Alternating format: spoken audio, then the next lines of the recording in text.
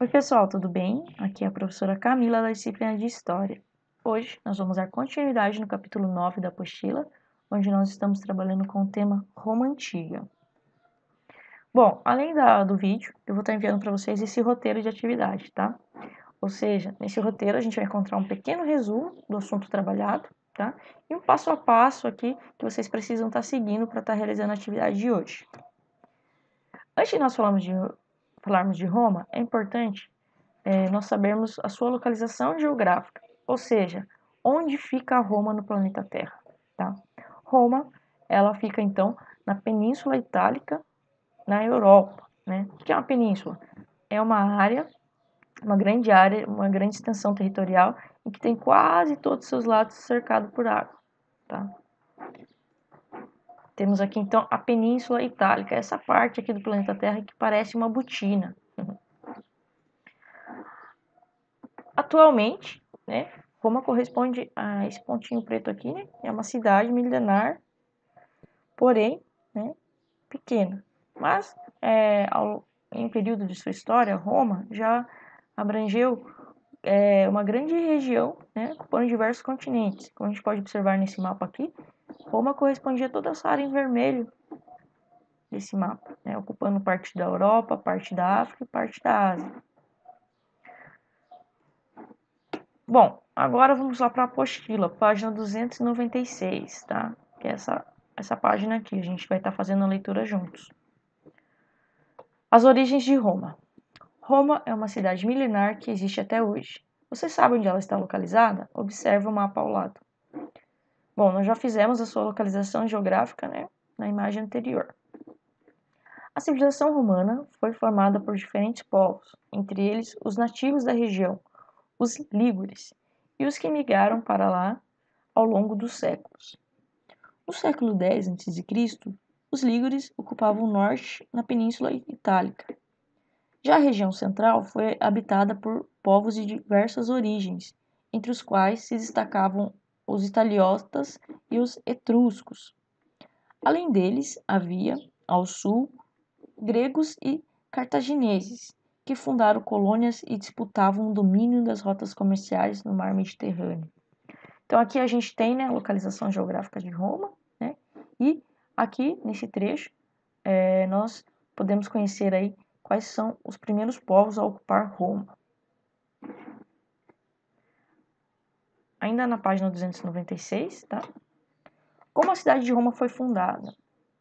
Segundo pesquisas históricas, a cidade de Roma foi fundada em 753 a.C., às margens do rio Tibre, com a unificação de aldeias latinas e sabinas.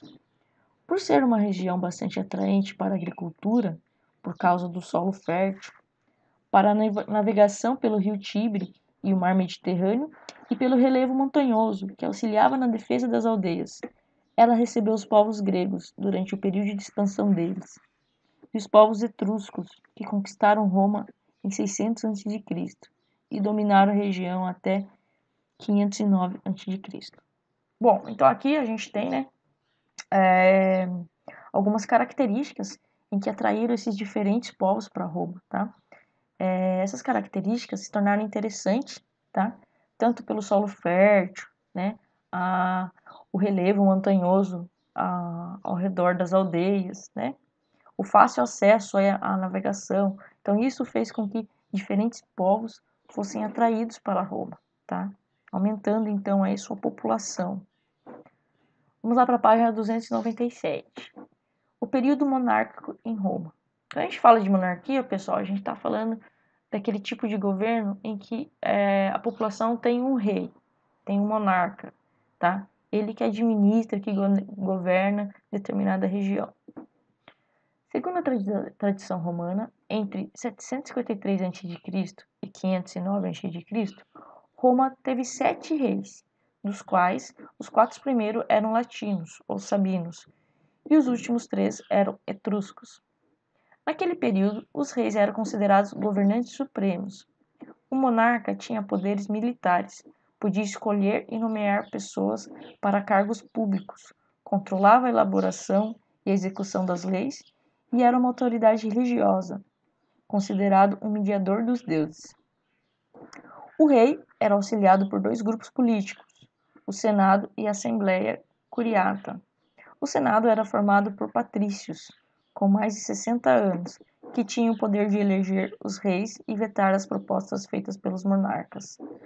A Assembleia Curiata era formada por patrícios de diferentes origens e tinha função consultiva, sem direito a veto.